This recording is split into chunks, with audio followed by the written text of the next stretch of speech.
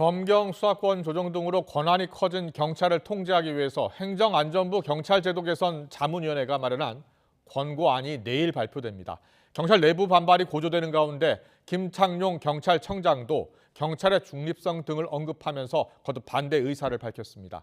경찰청에 나가 있는 취재기자 연결합니다. 정인용 기자. 네, 저는 경찰청에 나와 있습니다. 김 청장이 오늘 회의에서 행안부 자문위 권고안을 거듭 비판했다고요?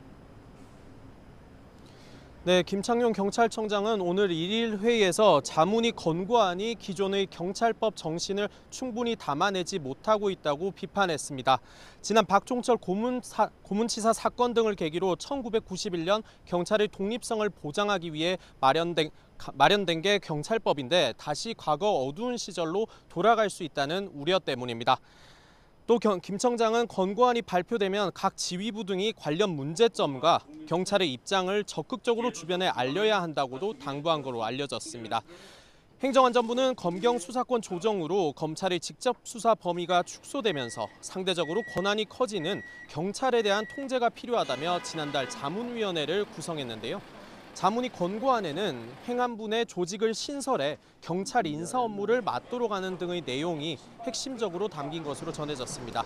특히 총경 이상 고위직에 대해 인사 제청권을 강화하는 방안이 유력하게 논의되고 있는 걸로 알려졌고요. 경찰청장에 대한 행안부 지휘 권한을 강화하기 위해 지휘 규칙을 제정하는 방안에 대해서도 논의가 오간 걸로 전해졌습니다.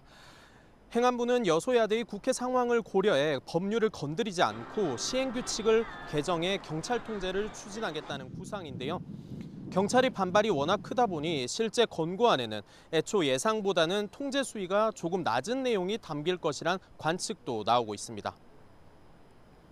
경찰 내부는 격앙된 반응을 보일 것 같은데요. 어떤 대응이 예상되고 있습니까? 네, 경찰 안팎에서는 행안부가 권고안을 토대로 실제 정책 추진에 나서면 막상 대응하기가 쉽진 않을 것이란 비관 섞인 전망이 많습니다. 앞서 말씀드린 대로 행안부령, 그러니까 한 정부 부처의 시행규칙 수준이기 때문에 외청인 경찰에서 직접 개입해 법적으로 따지기가 쉽지 않다는 겁니다. 경찰 지휘부가 지난 17일 긴급회의를 할 당시 일부 참석자가 법적 대응도 검토해야 한다는 의견도 개진한 걸로 알려졌는데요.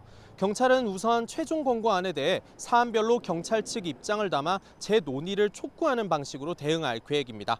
권고안이 발표되면 곧바로 입장문도 낼 예정인데 행안부가 향후 조정이 가능하다고 밝힌 만큼 경찰은 내부 반발이 가라앉을 수 있도록 논의를 계속 이어가겠다는 구상입니다. 지금까지 경찰청에서 YTN 정인용입니다.